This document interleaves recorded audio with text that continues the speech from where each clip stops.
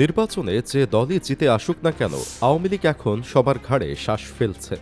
কারণ নির্বাচিত সরকারকে যেভাবেই হোক ফিরিয়ে আনতে হবে আওয়ামী লীগকে। আর এই অবস্থায় এখন সবচেয়ে চাপের মুখে বিএনপি, যার কারণে রাতারাতি বদলে গিয়েছে বাংলাদেশের রাজনীতির হালচাল। আর এমন কথা উঠে এসেছে একটি বিখ্যাত আন্তর্জাতিক প্রতিষ্ঠান ও আন্তর্জাতিক মিডিয়াতেও, যে আওয়ামী লীগকে শেখ মুজিবের হত্যাকাণ্ড ঘটানোর পরও থামিয়ে রাখা সম্ভব হয়নি, সেই আওয়ামী লীগকে এভাবে বিচারহীন নিষিদ্ধ করাটা যে মোটেও কাজে দিবে না তা জানিয়েছেন বিশ্লেষকরা।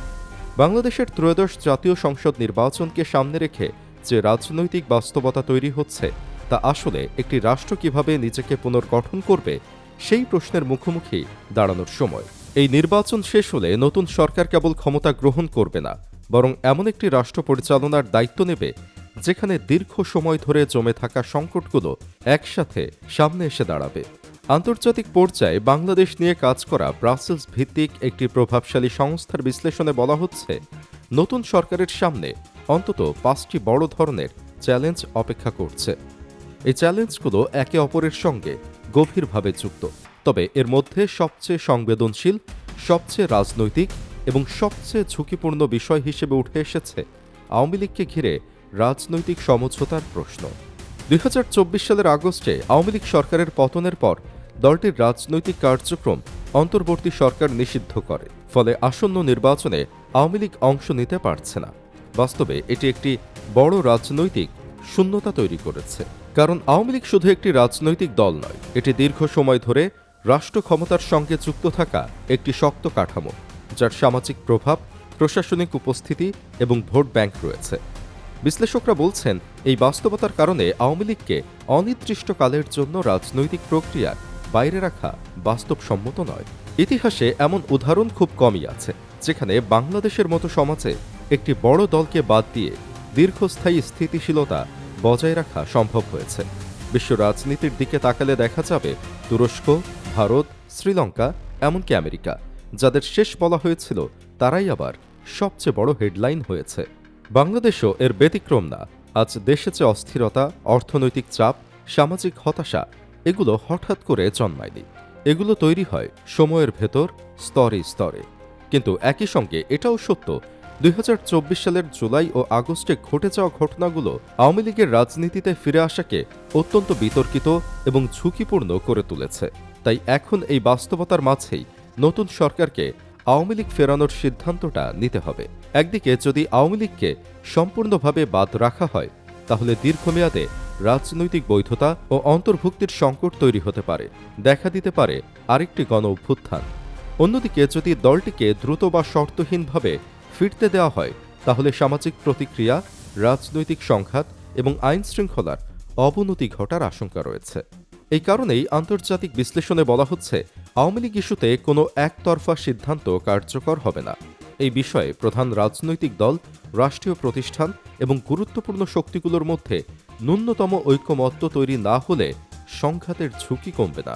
এমনকি আওয়ামী লীগের কোনো ধরনের প্রত্যাবর্তনের ক্ষেত্রে দলটির পক্ষ থেকে সহিংসতার বিষয়ে স্পষ্ট অবস্থান এবং অনুশোচনার প্রশ্নটি রাজনৈতিক আলোচনার অংশ হয়ে উঠতে পারে। এই প্রক্রিয়ায় প্রতিবেশী ভারত সহ কিছু প্রভাবশালী বিদেশি রাষ্ট্র মধ্যস্থতাকারীর ভূমিকা রাখতে পারে বলেও বিশ্লেষণে ইঙ্গিত দেওয়া হয়েছে। কারণ বাংলাদেশের রাজনৈতিক স্থিতিশীলতা শুধু অভ্যন্তরীণ বিষয় নয়, এটি আঞ্চলিক নিরাপত্তা ও কূটনীতির সাথেও সরাসরি সম্পর্কিত। এই জটিল রাজনৈতিক বাস্তবতার মধ্যেই বাংলাদেশে আগামী 12ই ফেব্রুয়ারি জাতীয় সংসদ নির্বাচন ও গণভোট অনুষ্ঠিত হওয়ার কথা রয়েছে। এই নির্বাচন শুধু একটি সরকার গঠন প্রক্রিয়া নয়, এটি দীর্ঘ সময় পর বাংলাদেশকে আবার সাংবিধানিক কাঠামোয় ফিরিয়ে আনার একটি গুরুত্বপূর্ণ পদক্ষেপ। 2008 সালের ডিসেম্বরের নির্বাচনের পর এই প্রথম এমন একটি নির্বাচন অনুষ্ঠিত হতে যাচ্ছে যাকে প্রকৃত অর্থে মানুষের রায়ের প্রতিফলন হিসেবে দেখা হচ্ছে। এই নির্বাচনে দৃশ্যত প্রধান প্রতিযোগিতা হচ্ছে বিএনপি জোট এবং জামাত ইসলামী নেতৃত্বাধীন জোটের মধ্যে। দুই জোটই ক্ষমতায় যাওয়ার ব্যাপারে আশাবাদী, কিন্তু বিশ্লেষকরা বলছেন ক্ষমতায় যাওয়ার আনন্দ খুব দ্রুতই কঠিন বাস্তবতায় রূপ নিতে পারে।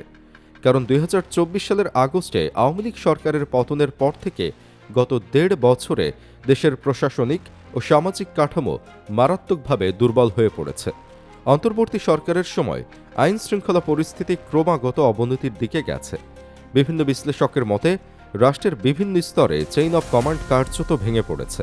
শিক্ষা প্রতিষ্ঠান, থানা, পুলিশ প্রশাসন, সচিবালয় প্রায় সব জায়গাতেই সিদ্ধান্তহীনতা এবং কর্তৃত্বের অভাব স্পষ্ট হয়ে উঠেছে। এই শূন্যতার সুযোগে দেশে মব সন্ত্রাস, গণপিটুনি এবং দলবদ্ধ সহিংসতার ঘটনা বেড়েছে।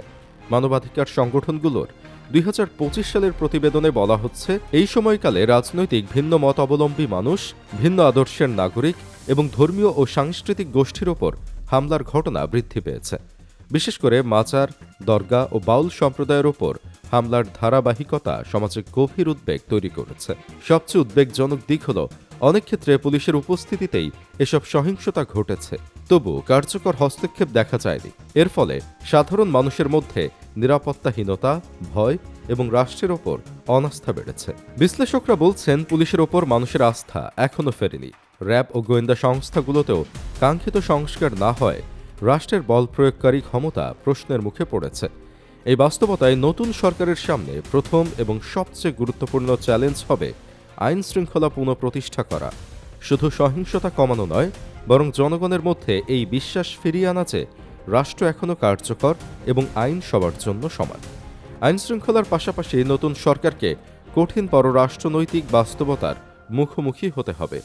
ভারতের সঙ্গে সম্পর্ক পুনর্গঠন নতুন সরকারের জন্য অত্যন্ত গুরুত্বপূর্ণ হয়ে উঠবে। একই সঙ্গে যুক্তরাষ্ট্র ও চীনের প্রতিযোগিতার প্রভাব সামলাতে হবে এবং রোহিঙ্গা সংকটে আন্তর্জাতিক চাপ মোকাবেলা করতে হবে। বিশ্লেষকরা বলছেন, এই তিনটি বিষয় একসঙ্গে নতুন সরকারের কূটনৈতিক সক্ষমতার বড় পরীক্ষা হবে। অর্থনৈতিক দিক থেকেও চ্যালেঞ্জ কম নয়। ধীরগতির অর্থনীতি, পোশাক রপ্তানি ও রেমিটেন্সের ওপর অতি নির্ভরতা এবং জলবায়ু পরিবর্তনের প্রভাব দেশের দীর্ঘমেয়াদী স্থিতিশীলতার জন্য বড় ঝুঁকি তৈরি করছে। এর সঙ্গে যুক্ত হয়েছে স্থবির ব্যবসা বাণিজ্য এবং সম্পূর্ণ বিশৃঙ্খল হয়ে পড়া শিক্ষা ব্যবস্থা, যা ভবিষ্যৎ মানব সম্পদের ওপর নেতিবাচক প্রভাব ফেলছে। এই নির্বাচনের সঙ্গে অনুষ্ঠিত গণভোট নতুন সরকারকে সাংবিধানিক সংস্কারের সুযোগ এনে দেবে। ফলে যারা ক্ষমতায় আসবে তারা রাষ্ট্র সংস্কারের ক্ষেত্রে সাংবিধানিক পরিবর্তন, সংসদে আইন প্রণয়ন এবং রাষ্ট্র পরিচালনার কাঠামো, এই তিনটি স্তরেই সিদ্ধান্ত নেওয়ার সুযোগ পাবে। কিন্তু অতীতের শাসন সংস্কৃতি থেকে বের হয়ে এসে তারা কতটা ভিন্নতা দেখাতে পারবে, সেটিই হবে জনগণের কাছে সবচেয়ে বড় প্রশ্ন। সব মিলিয়ে বিশ্লেষকরা মনে করছেন, নতুন সরকারের সামনে বহু চ্যালেঞ্জ থাকলেও আওয়ামী লীগকে ঘিরে রাজনৈতিক সমঝোতার প্রশ্নটি সবচেয়ে গভীর, সবচেয়ে জটিল এবং সবচেয়ে বিস্ফোরক। এই প্রশ্নের সমাধান যেভাবে করা হবে তার উপরই নির্ভর করবে বাংলাদেশের রাজনৈতিক স্থিতিশীলতা, সামাজিক শান্তি এবং গণতান্ত্রিক ভবিষ্যৎ। এবং সেই কারণেই এই প্রশ্নটি বারবার সামনে আসছে, বিএনপি এলে আওয়ামী লীগকে আনতেই হবে কিনা।